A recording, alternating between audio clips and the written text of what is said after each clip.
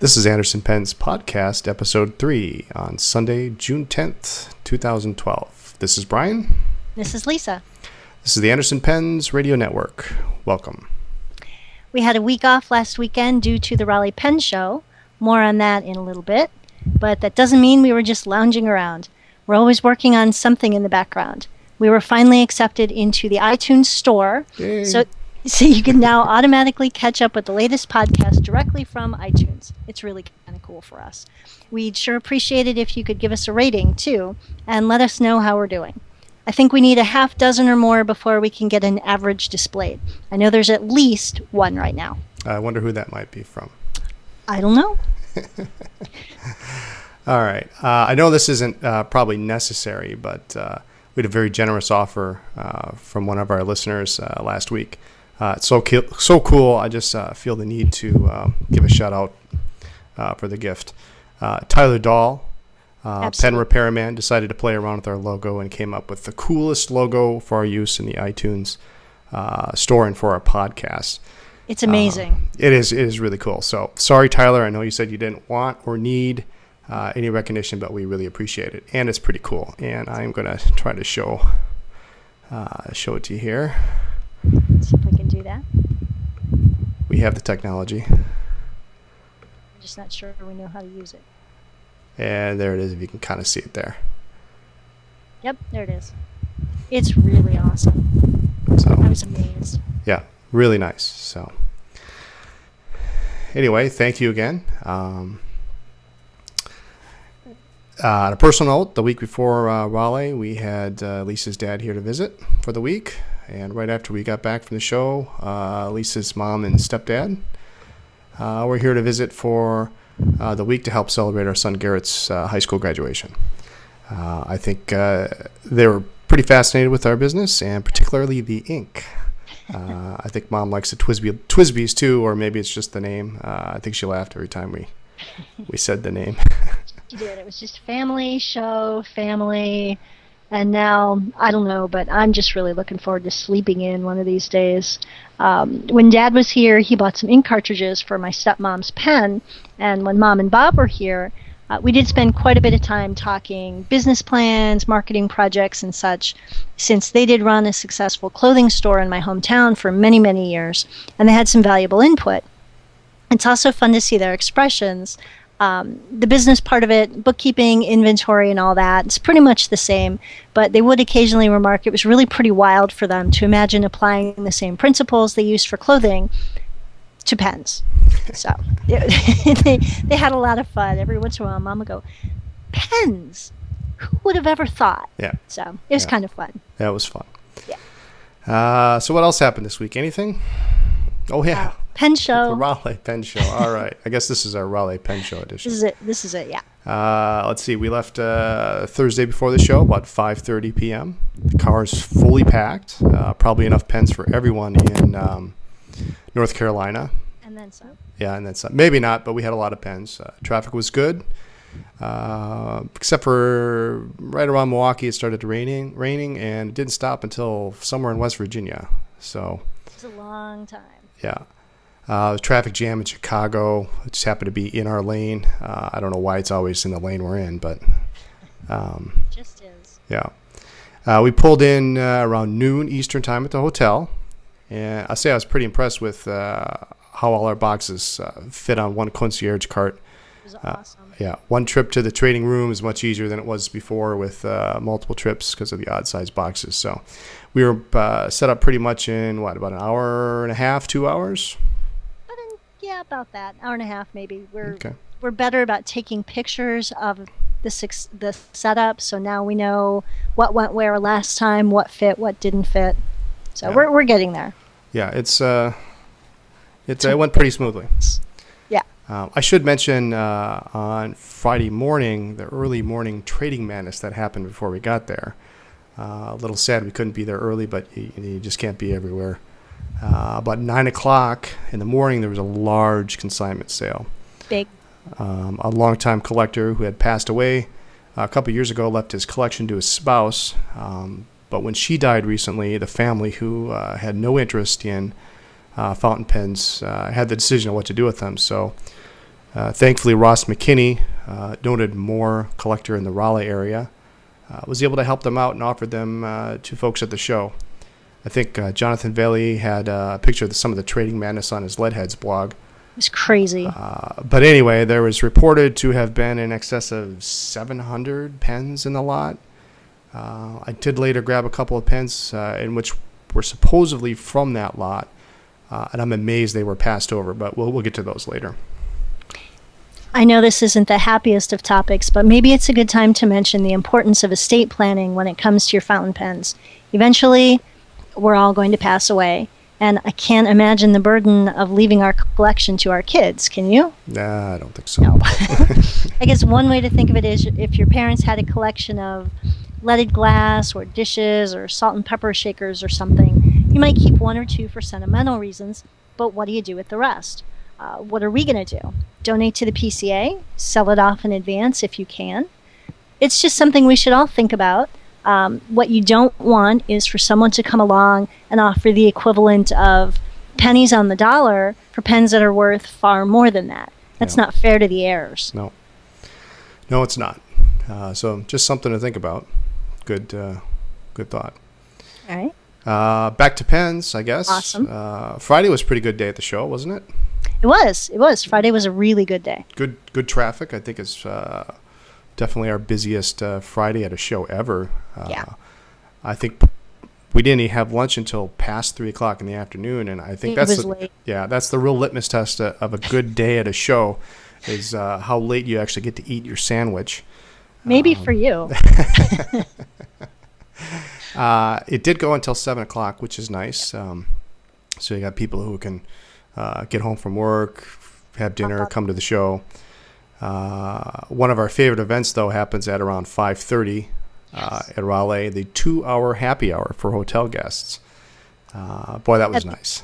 At the Embassy Suites. They have a 2-hour happy hour. Yeah.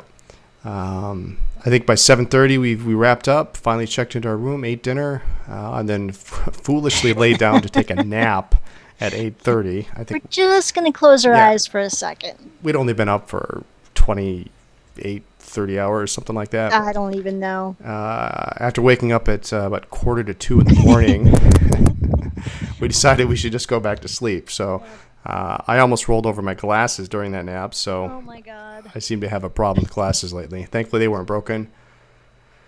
But Saturday, busy and long day. We got up about 6:30. If not earlier, yeah. Yeah. For those people who think pen shows are all fun and games, we actually get up as early or earlier than we would on a normal day. Definitely earlier than on a normal weekend. Thankfully, there's a free hot breakfast at the hotel for guests, which is wonderful. Whatever you can imagine, they have omelets made to order, scrambled eggs, breakfast potatoes, bacon. Oh my God, bacon! I'm telling you, bacon. Big mounds of it. Fruit, bagels, toast, muffins, coffee, OJ, all sorts of juice. Did I mention the bacon? And I think you did. It's awesome. Yummy way to start the day, and I got to tell you, a hot breakfast and an awesome night's sleep, in the car, makes such a difference. Yeah, if anybody's ever thought about staying at the Raleigh, the Embassy Suites, do it. It's definitely worth it. Yep. Saturday was pretty much continuation of Friday. Pretty decent traffic. Not bad. With the addition of the auction preview, which started around 2 o'clock. Boy, I was sure glad to see this. Website had not been updated with some of the images. I did volunteer to take care of some of that for the guys next year if they needed it. But I was really jonesing to take a look at those pens. That's putting it mildly. Yeah, well, you've got 100 lots, and you have to look at every pen you're thinking about bidding on, because there's never enough time to inspect the pens when the auction's happening. I mean, during an auction, you've got maybe 15, 25, 30 seconds max to make if up your it gets mind. to you. Yeah, if it gets to you as they're walking it down the aisle. So show went until about 5 o'clock. I managed to make my way over to Ross McKinney's table near the end of the day and found 3 of my treasures for the weekend. Yep. I don't know if you can see these here. One of them's an Edison Pen Company overlay. This is the 1920s Edison Pen Company. The other Edison Pen Company. St. Peter's in Virginia, yep. You can see this here. Really, really nice looking. Pretty pen. Hand engraved overlay. Very nice. I'm so pen. excited. You don't see Edisons very often.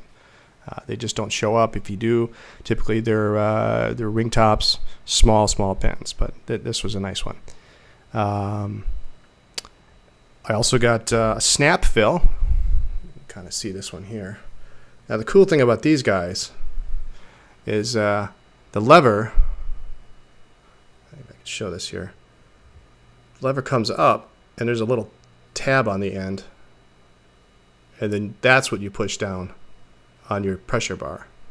So it's kind of reverse of a normal lever.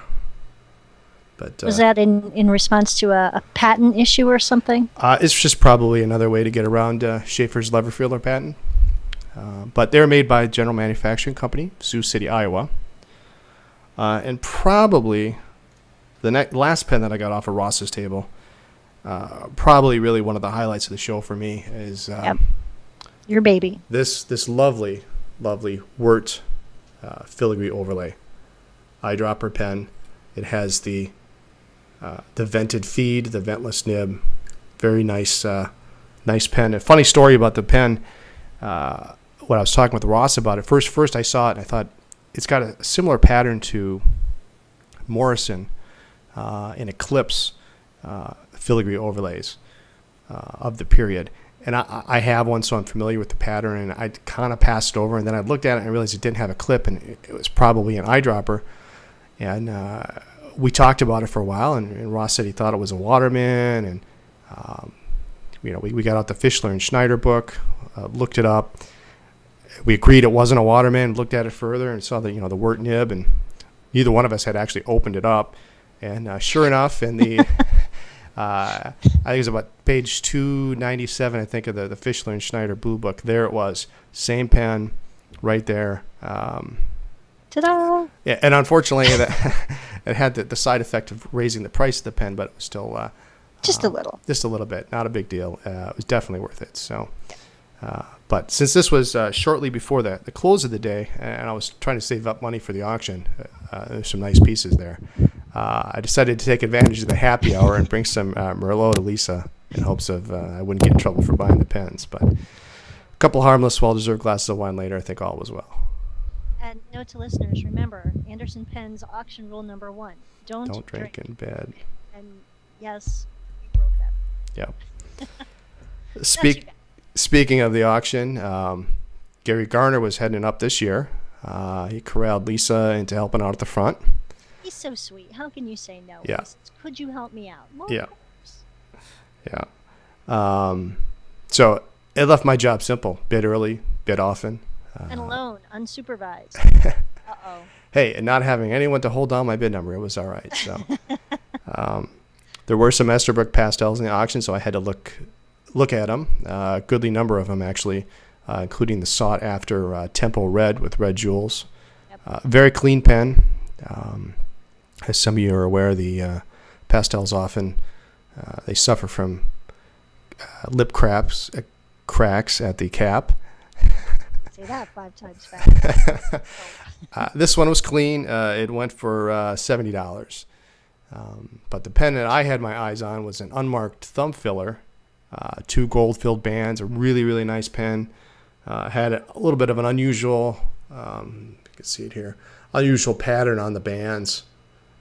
Pretty pen. Yeah, really nice. Thankfully, it came in at a good price. Lucky for you. Yeah.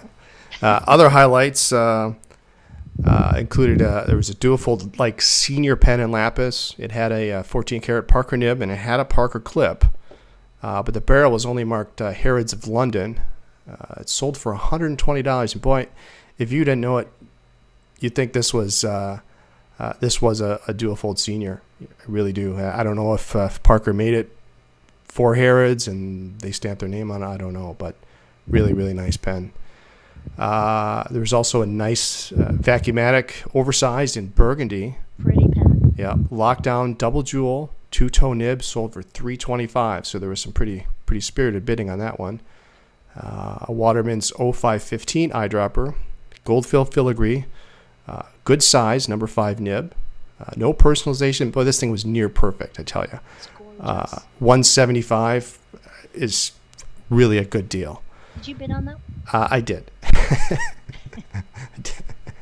I wasn't willing to go that high, knowing that I think that one came before the thumb filler. Yep.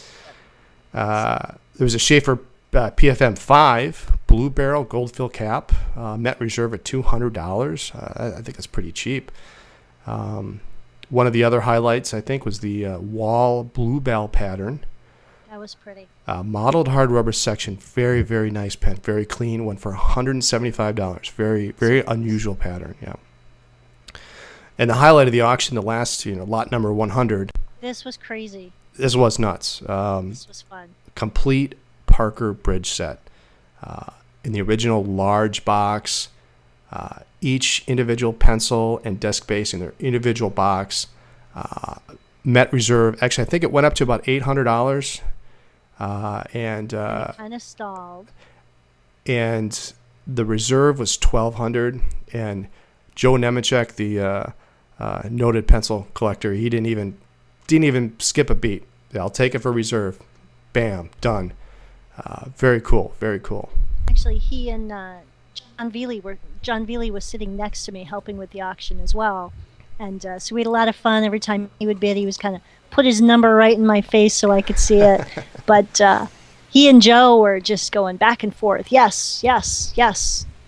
More kept going higher and higher. It was really interesting, but it was a beautiful set. Absolutely immaculate. You don't see those very often. I think that one, correct me if I'm wrong, came from a Parker employee or salesman or something. Maybe. I don't remember where it came from. It was, you never see another one like that. It was really nice. It was great. Brian was pretty well behaved bidding wise. Didn't go too crazy.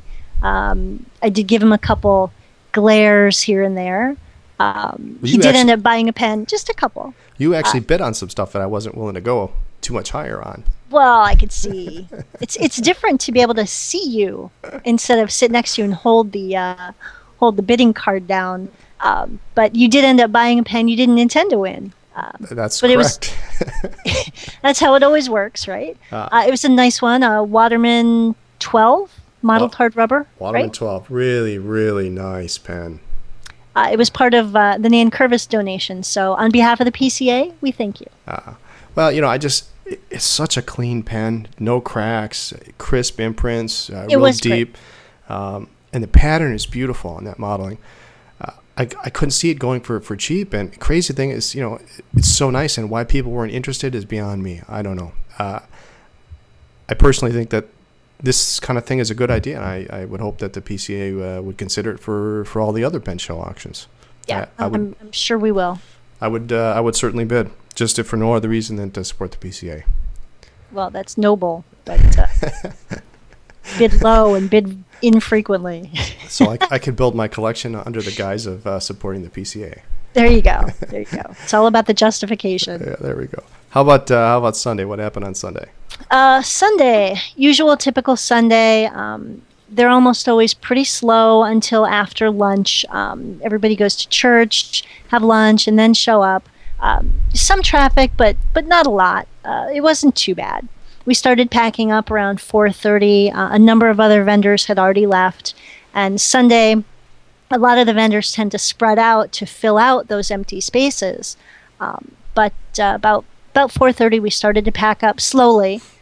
We hate to be one of the first ones to leave, and we make a point to stay. But we did have an awfully long drive. So we started to get everything together, and then Brian comes back with this armful of pens, just like in, what was it, Chicago? I get almost everything packed up, and he's like, "Look, honey," and comes back loaded for bear with all these pens. Was it 10 old-style Pilot capless or vanishing points, each in the original box, old-style, new old stock with tags. Let's see if I can show you what it looks like without dropping anything. See if you can. Yeah, really nice. Beautiful. Now, these are the old style faceted ones, not the bigger round ones. These are the ones that I actually have been collecting for a while. So it's a good thing I already had the black. Otherwise, I would have to add that to my collection. Yeah, it's nice. And it came, I should say, it came in the original Outer sleeve. outer sleeve, and all 10 of them came in the original box. Yep. That was marked from Pilot. From Pilot. That was pretty cool. So You see that? yeah, nice blue box. Yeah. Real nice. Gorgeous. So all in all, pretty good show. Sunday, I unexpectedly picked up a one more pen on Sunday. Oops, it just fell into your hand. It sort of did. It's a Waterman 12.5. It's a vest pocket self-filler. I don't know if you can see it here. It's got a pretty gold band. It's got the little pansy on it there.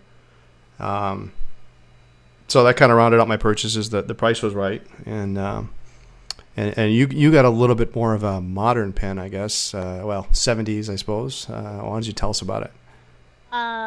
This pretty little Waterman, this Mont Blanc. Oh, look at that! In Brian's pocket. I don't believe it's going to stay in my hand for very long. I believe that it's my birthday present pen. So see what happens next month. If I can get it to work, it will be your birthday present pen. If not, then it's still my birthday present. It's still your birthday present, right? Yeah. Let's see some other cool stuff we picked up. A couple of unusual Esterbrook items, and I didn't mention these. Didn't mention these in the blog, but I'll give them their own separate blog post. But one of them is pretty cool. It's a original printer's block. If you've ever seen some of the ads where they have the lady's finger and you got the little circle showing you how easy it is to take the nib out, this is the actual block. That's pretty cool. And then I have to admit, perhaps the nerdiest thing I've ever It's bought. up there in your top 5 nerdiest things, and that's really impressive. What are the other 4? I think the printer's block is up there. Oh, come on, that's cool. Well, anyway, it's perhaps the nerdiest thing I've ever bought. Binder clips. What? Everybody in Pendham is going, what? All right, Binder clips. Now let Who me cares? explain. I just had to. All right. I'm going to show you the box. In the front of the box, it's nothing special. LEB. Binder clips. Binder clips, yeah. But if you turn it to the side, Okay, that's Esterbrook getting product. Here we go. Esterbrook Cato division. cool. But they're binder clips. They're binder clips, yeah. And they have a nice bluish tint to them. But yeah, I mean it's what they are. But they're marked Esterbrook.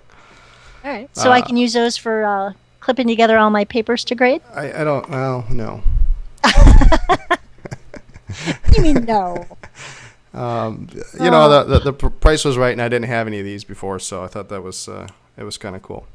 Really? No. Some random oddball Esterbrook item you didn't have? How's that possible at this point? You're like obsessed in your collecting. Listen, I was just as surprised as you are. So I don't think so. at $5 for the box, and the funny thing is I passed it up for about 2 days before I just said this is just ridiculous. I just need to buy it, and I mean it's not like it wasn't $50, it was $5. So that's true. That's less than your double down, right? it's less than the double down, yeah. So anyway, that's pretty much it for the Raleigh show. Good show, boy. If you haven't gone, Go. And you're in the area, you need to go. Good show. Always a good time. So, what else this week? eBay auctions. I haven't really had much chance to take a look at anything since we were gone and busy. Good thing. But we'll get back to those next week. Yep. Anything on the workbench? We've been busy this week. The only thing that I have really thus far is the third item that I won in the Pen Show auction unexpectedly. I didn't say it. is a Parker 51 Goldfield cap. The nice it's an aerometric green barrel. Very pretty pen. I like the green and the Goldfield combination. It is a pretty color. The cap had a couple of dings and dents in it, so it was time to try to roll them out. So figured I'd best restore it while I have it. I've got a couple more pairs to finish and ship out, and some new ones are coming in this week. So trying to clear off the workbench, and that's about it for this week. On the website and the blog, we'll have ink reviews starting tomorrow with the Pelikan Edelstein inks, followed by some color comparisons after that. I like the Edelsteins. They're nice inks. I like the bottles. I can see one of those on my desk at some point. Yeah. What? No. A lot of people really like the bottle. It's nice. It's a heavy bottle. The colors are pretty. So check out the website and the blog. We'll have those up starting tomorrow. Awesome. Very cool. Anything else for this week? I think that's it. Okay, awesome. Comments, suggestions for topics, use your pens. Write to us at Anderson Pens, P.O. Box 732, Appleton, Wisconsin 54912. Or catch us online at... email brian@andersonpens.net. Or Lisa at andersonpens.net. You can find us on Twitter at twitter.com/andersonpens. Facebook, of course, facebook.com/andersonpens. Website, andersonpens.net. And the blog, andersonpens.net/blog. Join our mailing list on our website in advance for advance notice of upcoming events or pre-orders. Thanks for listening to our podcast, and see you next week. Have a great weekend. Bye.